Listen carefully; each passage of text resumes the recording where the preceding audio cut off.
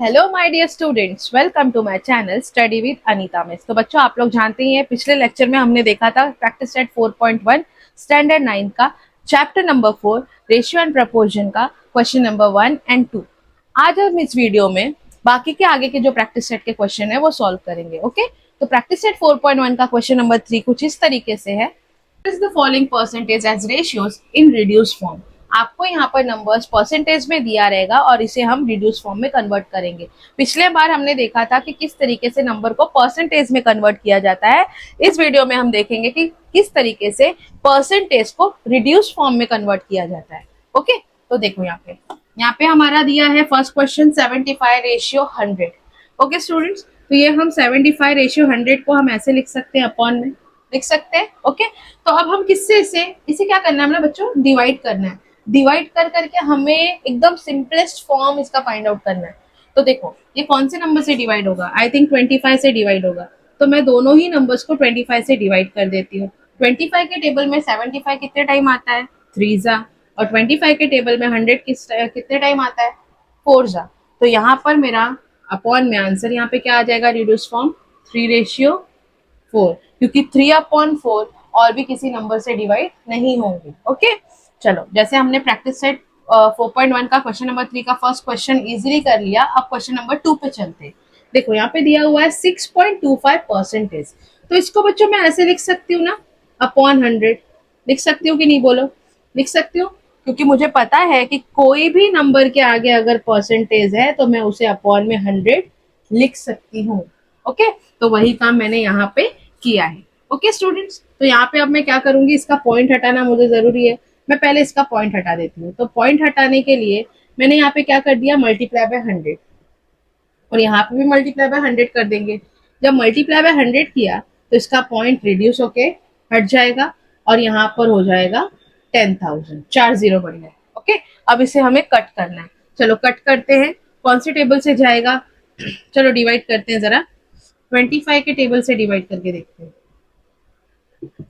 25 के टेबल से 625 को डिवाइड किया। 25 1 जा 25, 25 2 जा 50, कितना आ गया, 125। और 25 के टेबल में 125 कितने टाइम आता है, आई थिंक 5 जा 125। तो 25 के टेबल में 25 जा आ जाता है 625, और 24 जा 100। देखो बच्चों, इसको भी मैं आपको सॉल्व करके दिखा दे रही हूँ। 25 4 जा 100, और बचा ये 2 जीरो ऊपर दे दो, कितना आ गया, 400। अब यहाँ पे क्या आया, 25/400। अब 25/400 को और ज्यादा डिवाइड कर सकते हैं हम, और सिंपलेस्ट फॉर्म में कन्वर्ट हो जाएगा। 5 5 जा 5 8 जा 5 0 0, और ज्यादा कट होगा, और छोटा कर देते हैं। 5 1 जा 5, और 5 1 जा 5, 5 6 जा 30। तो इसका क्या आ गया आंसर, 1/16। तो इसका कन्वर्ट हो जाएगा 1/16 में।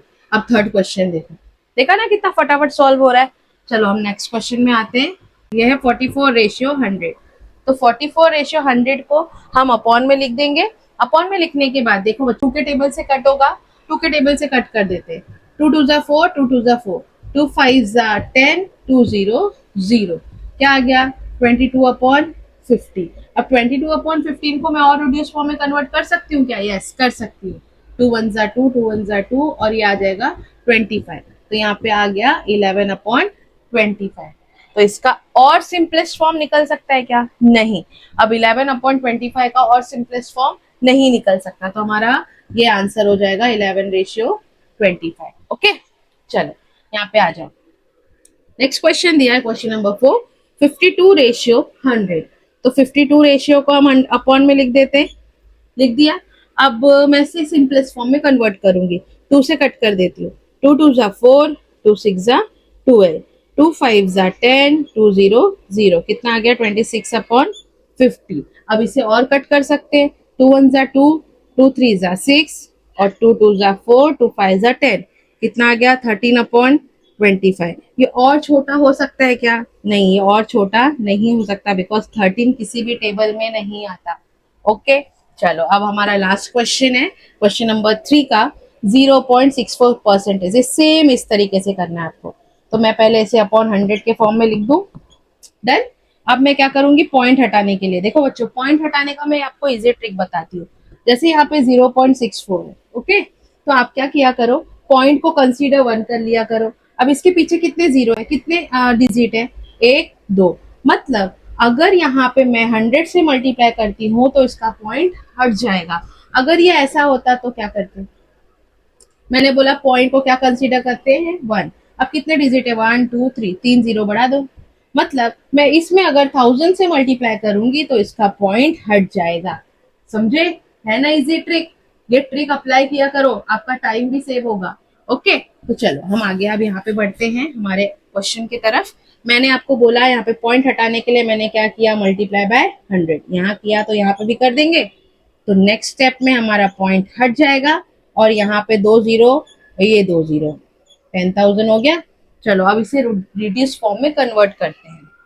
2 3 जा 6, 2 2 जा 4, 2 5 जा 10, 0 0 0, 3 जीरो आ गया उतर के। अब यहाँ पे आ गया 32 अपॉन 5000, और ज्यादा छोटा हो जाएगा, 2 1 जा 2, 2 6 जा 12, ये हो जाएगा 2 2 जा 4, 2 5 जा 10, 0 0, कितना आ गया 16 अपॉन 2500। ओके, अब ये देखो और ज्यादा रिड्यूस फॉर्म में कन्वर्ट हो सकता है, कट कर सकते हैं, यस कर सकते हैं, चलो कर देते हैं। यहाँ पे मैंने 2 8 जा गई और 2 1 जा 2 2 जा 2 5 जा 2 0, 8 अपॉन 1250। क्या बात है, इसका तो सिंपलेस्ट फॉर्म खत्म ही नहीं हो रहा। चलो 2 4 जा, जब तक नहीं खत्म होगा तब तक हम एंड तक मेहनत करेंगे बच्चों। 2 2 जा 4, 2 5 जा 10, यहाँ पे आ गया 4 अपॉन 625। ये और छोटा हो सकता है क्या, 4 के टेबल में 625 कट होगा, आई थिंक सो नहीं होगा। तो यही हमारा आंसर हो जाएगा 4:6:5। देखा, कर लिया ना फटाफट। बस आपको टेबल आना बहुत जरूरी है इसके लिए, तो टेबल की भी प्रैक्टिस आपको करनी पड़ेगी। चलो स्क्रीनशॉट ले लो, बढ़ते हैं नेक्स्ट क्वेश्चन की तरफ। ओके स्टूडेंट, तो बढ़ते हैं हमारे नेक्स्ट क्वेश्चन की तरफ। हमारा क्वेश्चन नंबर 4 कुछ इस तरीके से है। 3 persons can build a small house in 8 days. To build the same house in 6 days, how many person are required? देखो बच्चों, अब हमें सबसे पहले जब वर्ड प्रॉब्लम आपके पास आए तो वर्ड प्रॉब्लम को ध्यान से पढ़ो, और वर्ड प्रॉब्लम को ध्यान से पढ़ने के बाद आप ये फाइंड आउट करो कि ये कौन सा प्रपोजन है, ये डायरेक्ट प्रपोजन है कि इनवर्स प्रपोजन है। ओके, तो सबसे पहले हम ये फाइंड आउट करते हैं कि ये डायरेक्ट प्रपोजन है कि इनवर्स प्रपोजन है। देखो बच्चों, क्वेश्चन बहुत ही बारीकी से पढ़ना। 3 persons can build a house, मतलब एक छोटा सा घर है और वो घर को बनाने के लिए 3 persons लग रहे हैं, 3 persons घर को बना रहे हैं। Okay, 3 persons can build a small house in 8 days, और 3 पर्सन जब काम कर रहे हैं तो उनको नंबर ऑफ डेज लग रहे हैं 8, 8 दिन में वो घर बनाकर रेडी कर रहे हैं।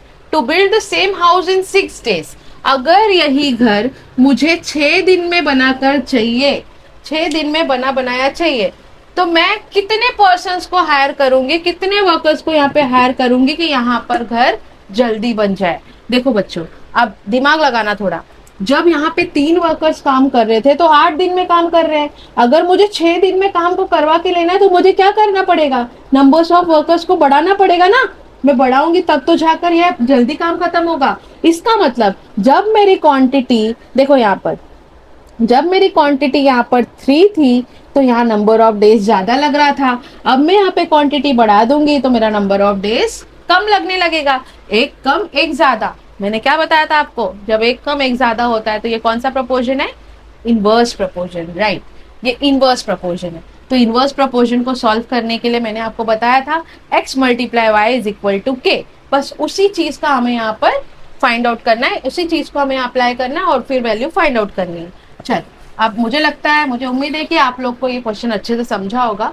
मैं आपको सॉल्यूशन बताती हूँ, फिर आपको और अच्छे से समझ में आ जाएगा। देखो, अब यहाँ पर मुझे क्या फाइंड आउट करना है, how many person are required, मुझे नहीं पता कितने पर्सन लगेंगे, लेट कर दिया, let x person are required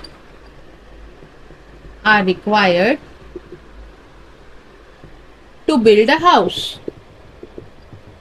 ठीक है, मैंने लेट कर दिया, मान लिया कि x पर्सन जो है लग रहे हैं हमको एक घर को बनाने के लिए, इस घर को बनाने के लिए। अब यहाँ पर देखो, और मुझे ये भी पता है कि this is a inverse proportion, right, मुझे पता चल गया ना कि एक क्वांटिटी कम हो रही है तो दूसरी क्वांटिटी बढ़ रही है, तो मैं इसे ऐसे लिख सकती हूँ, x मल्टीप्लाई वाई के फॉर्म में लिखना है तो x वाला टर्म 3 पर्सन के लिए 8 दिन लग रहे थे, तो मैंने मान लिया कि x पर्सन काम कर रहे हैं, 6 दिन में मुझे काम को खत्म करना है, तो मैं दोनों को मल्टीप्लीकेशन फॉर्म में ऐसे लिख सकती हूँ। अब यहाँ पे देखो x मल्टीप्लाई में है, यहाँ पर नंबर्स को नंबर के पास भेज दो, तो क्या हो जाएगा, 6 नीचे आके गिर जाएगा और x यहाँ पे रह जाएगा। अब देखो 3 1 जा 3, 3 2 जा 6, जो नंबर जिससे कट होता है हमें कट करते जाना है। अब 2 1 जा 2, 2 4 जा 8, तो यहाँ पे x की वैल्यू क्या आ गई, 4। मतलब कि जब 4 वर्कर्स काम करेंगे तब जाकर वो घर 6 दिन में बनकर कंप्लीट होगा। तो हमारा देखो आंसर कितने इजीली निकल गया बच्चों। How many person are required, 4 persons are required, 4 persons are required to build a house। देखा कितना इजी है ना। चलो स्क्रीनशॉट ले लो, हम बढ़ते हैं नेक्स्ट क्वेश्चन की तरफ। ओके स्टूडेंट, तो चलो बढ़ते हैं फटाफट हमारे नेक्स्ट क्वेश्चन की तरफ।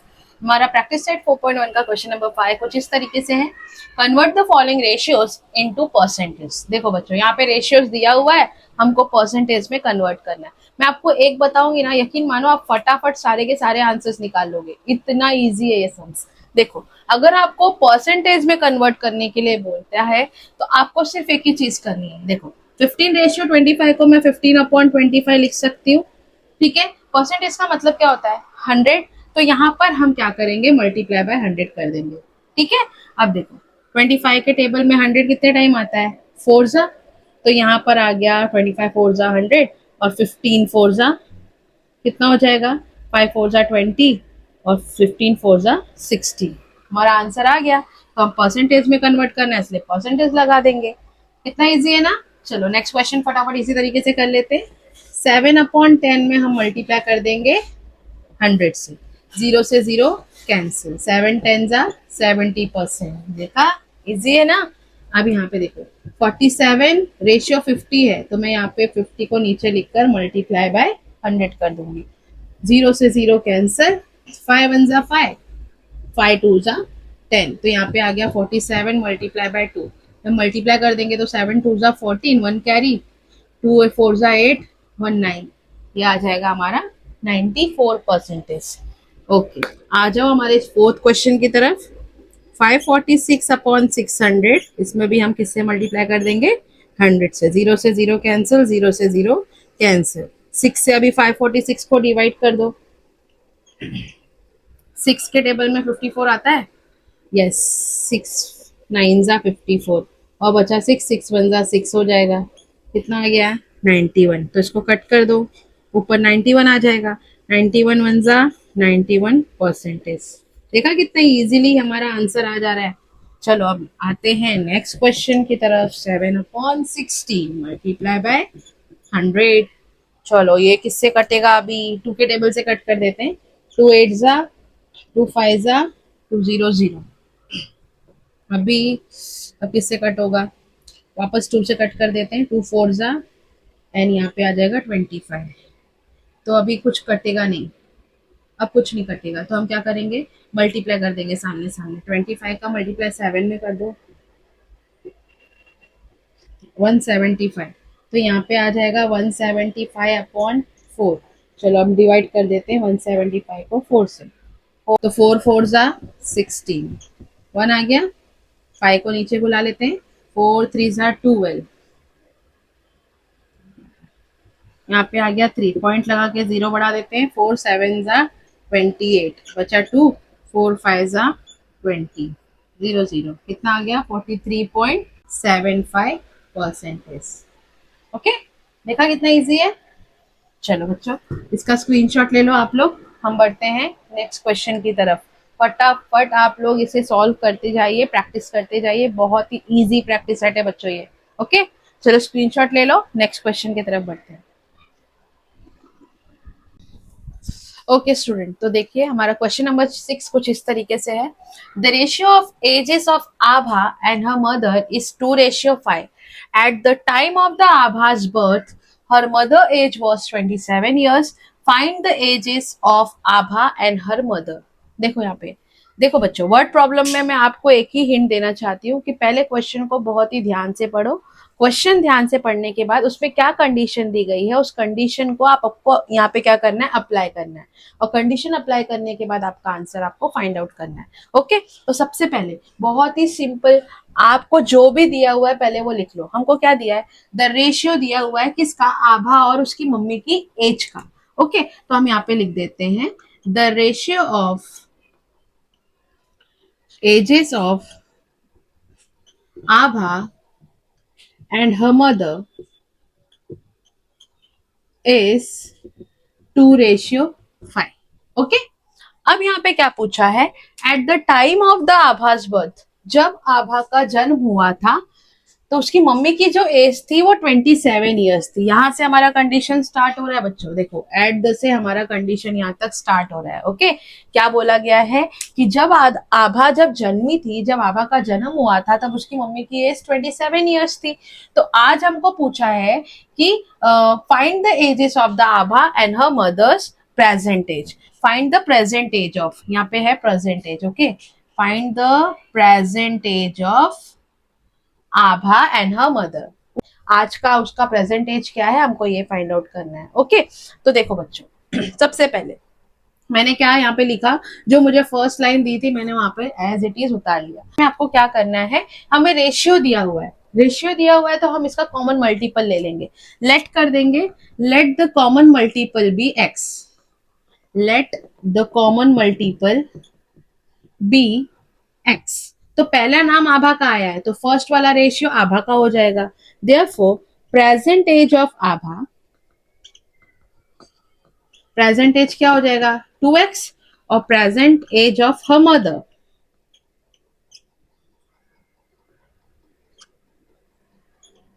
हर मदर क्या हो जाएगा, उसकी मम्मी की एज हो जाएगी 5x। ओके, अब चलते हैं हमारे कंडीशन की तरफ। यहाँ पे हम लिख देते हैं according to given condition, according to given condition. अब क्या दिया हुआ है हमको कंडीशन में, हमको ये बोला गया है कि जब आभा का जन्म हुआ था तो उसकी मम्मी की एज कितनी थी, 27 ईयर्स की थी।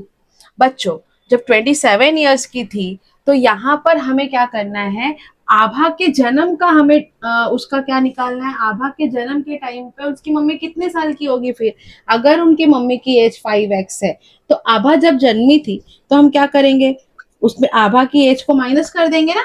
चलो इसको मैं और सिंपल से समझाती हूँ। चलो मान लिया कि आभा की जो मम्मी है, उनकी जो मम्मी है उनकी एज है 30 ईयर्स, ठीक है, 30 ईयर्स की एज है, और आभा की अभी की एज है मान लो 10 साल। ओके, मम्मी 30 साल की है और आभा आज के प्रेजेंट एज है उनकी 10 साल।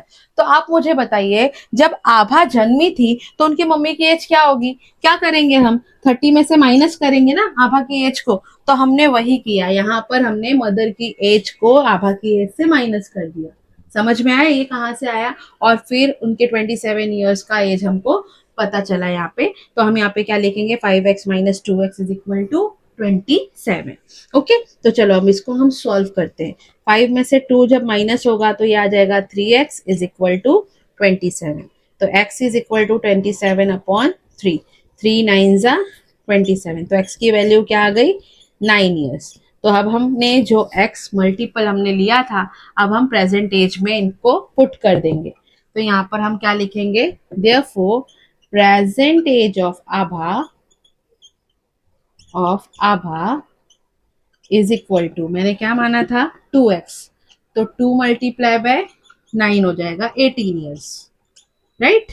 उसी तरीके से उसकी मम्मी की age, present age of her mother, उसकी मम्मी की एज क्या हो जाएगी 5x ना, राइट। ओके, 5x ना, तो 5x में 5 मल्टीप्लाई बाय 9 किया तो क्या हो जाएगा 45 ईयर्स। तो आज के टाइम पे प्रेजेंट एज आभा की है 18 ईयर्स और उनकी मम्मी की एज है 45 ईयर्स। ओके स्टूडेंट, तो आप कभी भी वर्ड प्रॉब्लम देखकर बिल्कुल मत डरो, वर्ड प्रॉब्लम को कैसे उसको सिंपल कर सकते हो आप वो वे देखो, ध्यान से पढ़ो, स्टेप्स याद रखो और आंसर आप चुटकी बजा के निकाल लोगे, राइट। ओके चलो स्क्रीनशॉट ले लो, बढ़ते हैं हमारे नेक्स्ट क्वेश्चन की तरफ। ओके स्टूडेंट्स, तो हमारा नेक्स्ट क्वेश्चन है क्वेश्चन नंबर 7। क्वेश्चन नंबर 7 है हमारा, present ages of Vatsala and सारा are 14 years and 10 years respectively. After how many years the ratio of their ages will become 5:4? देखो बच्चों, इसके पहले वाले क्वेश्चन में हमने प्रेजेंट एज को फाइंड आउट किया था, यहाँ पर हमें प्रेजेंट एज दी हुई है, यहाँ पर हमें क्या निकालना है कि कितने साल के बाद उनका एज का रेशियो 5:4 में होगा। ओके तो यहाँ पर हमें जो दिया हुआ है पहले हम लिख लेते हैं। प्रेजेंट एज कितना दिया हुआ है हमें, प्रेजेंट एज ऑफ वत्सला, पहला नाम वत्सला का आया है तो पहली एज हो जाएगी वत्सला की 14 years, और प्रेजेंट एज ऑफ सारा, प्रेजेंट एज ऑफ सारा कितना दिया हुआ है 10 years। ओके स्टूडेंट्स, अब हमें ये पूछा गया है after how many years the ratio of their edges will become 5:4, कितने सालों के बाद उनके एज का रेशियो 5/4 होगा। तो नहीं दिया है तो हम लेट कर देते हैं, let after x years the ages of Vatsala and Sara, the ratio of Vatsala and Sara's age is 5:4। Okay तो यहाँ पर हमें दिया है, हमने ले लिया कि मान लिया x years के बाद उनका एज का रेशियो इतना निकलता है। देखो बच्चों, अब यहाँ पर हम क्या करेंगे, इसका रेशियो कितना निकला है 5/4। ओके तो 5 रेशियो जो है वत्सला के लिए है। अब मुझे एक बात बताओ बच्चों, जब वत्सला आज के टाइम पे वो 14 इयर्स की है तो आफ्टर x इयर्स के बाद वो कितनी हो जाएगी, कितनी हो जाएगी बोलो, 14 + x बराबर। जिस तरीके से ये 14 + x हुई, यहाँ पे सारा भी तो 10 + x हो जाएगी। अब ये आपको समझा नहीं रहेगा, मैं आपको समझाती हूँ। जैसे मान लो यहाँ पे सारा जो है आज उसकी एज है 30, मैंने बोला 10 साल बाद बच्चों ये कितने साल की होगी, बताओ कितने साल की होगी, 10 साल के बाद, मतलब मैं +10 करूंगी तब जाकर तो मुझे 40 इयर्स पता चलेगा ना, बराबर। तो हमने वही चीज की है, हमने लेट किया था कि वो x इयर्स के बाद इसका रेशियो 5:4 में निकलता है, तो x साल के बाद वो कितने साल की हो जाएगी 14 + x। ओके आई होप आपको समझ में आ रहा होगा। क्वेश्चन को बहुत ध्यान से पढ़ो बच्चों, बाकी तो सब इजी है, कैलकुलेशन तो एकदम इजी है। हमारा एक क्वेश्चन बन गया। अब देखो इसको हम सॉल्व करना है, क्या करेंगे हम, क्रॉस मल्टीप्लीकेशन। हम क्या करेंगे, 4 का मल्टीप्लाई कर देंगे 14 + x में और 5 का मल्टीप्लाई कर देंगे 10 + x में। ओके तो हम मल्टीप्लाई करते हैं, 14 4 जा क्या हो जाएगा 56, और 4 का मल्टीप्लाई x में हुआ तो 4x, ये हो जाएगा 50 और ये हो जाएगा 5x। अब इसके बाद हम क्या करेंगे, नंबर को नंबर के पास, x की फैमिली को x के पास, यहाँ पे नंबर है, नंबर को नंबर के पास लेके आ जाते हैं। ये प्लस यहाँ आएगा तो क्या हो जाएगा माइनस, वहां 5x था प्लस वहां जाएगा तो माइनस, ये हो जाएगा 56 में से 50 माइनस हुआ तो 6 और 5 में से 4 गया तो x, मतलब 1x। तो x की वैल्यू क्या आ गई 6 इयर्स, मतलब वो कितने सालों बाद इनके एज का रेशियो 5/4 होगा 6 इयर्स के बाद। तो हमारा आंसर हमने फाइंड आउट कर लिया है। हम क्या करेंगे, हाउ मेनी की जगह हमारा आंसर आ जाएगा after 6 years the ratio of their ages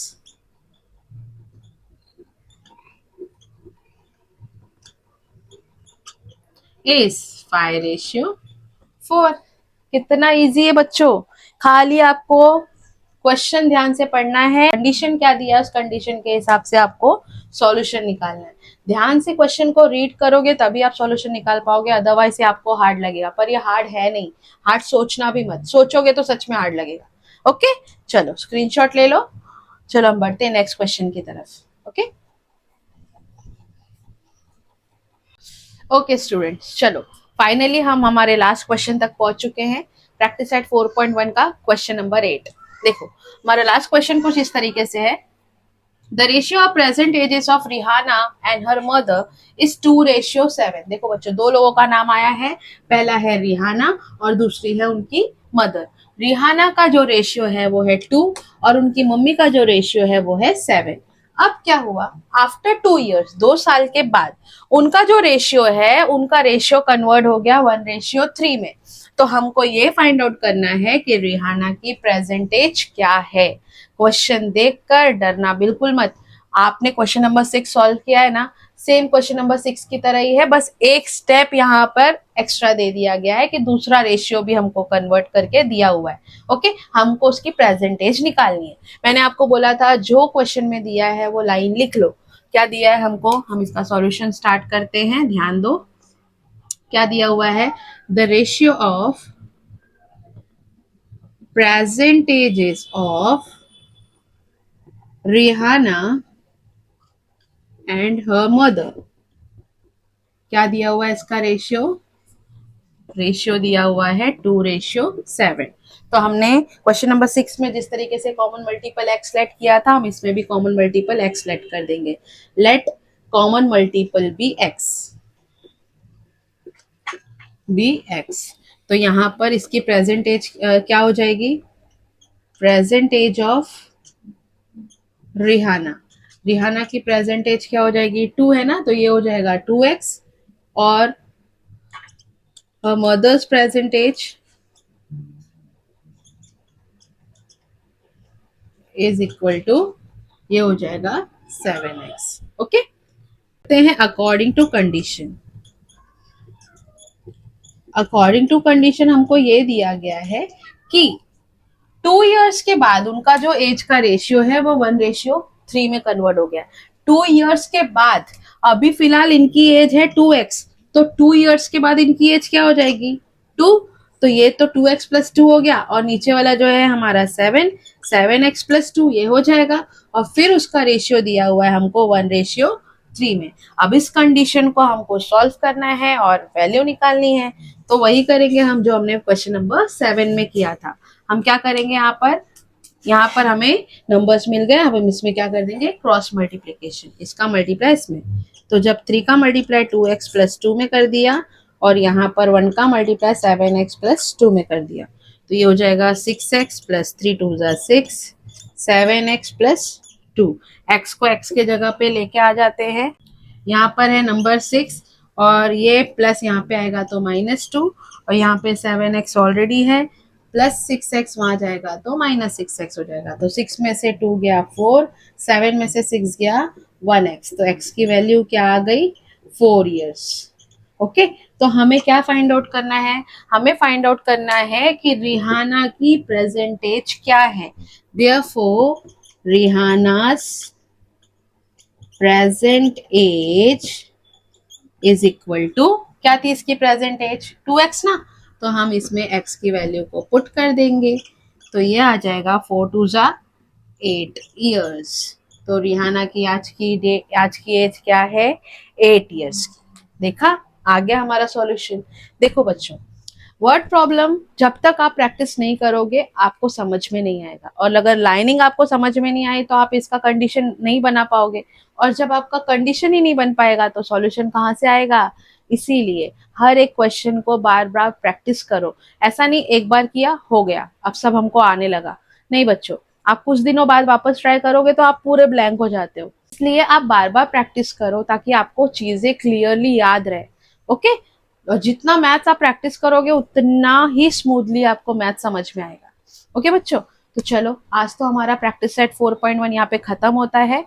अब हम नेक्स्ट वीडियो में मिलेंगे नए प्रैक्टिस सेट के साथ। तब तक के लिए मेरे चैनल को सब्सक्राइब कीजिए, पूरा एंड तक वीडियो को देखिए, लाइक कीजिए, शेयर कीजिए और ज्यादा से ज्यादा बच्चों में शेयर कीजिए। हर एक 9th स्टैंडर्ड के बच्चों तक ये वीडियो पहुंचाइए जिसको भी जरूरत हो, क्योंकि ये लेसन सबको हार्ड लगता है बट ये है नहीं हार्ड। ओके, जिस तरीके से हमने 4.1 इजीली कर लिया वैसे 4.2 और बाकी सारे प्रैक्टिस सेट भी हम कर लेंगे। ओके बच्चों, तो प्लीज सब्सक्राइब माय चैनल। मिलते हैं हम नेक्स्ट वीडियो में नए प्रैक्टिस सेट के साथ। स्क्रीनशॉट ले लेना और प्रैक्टिस करते रहो। Do practice. Okay, bye.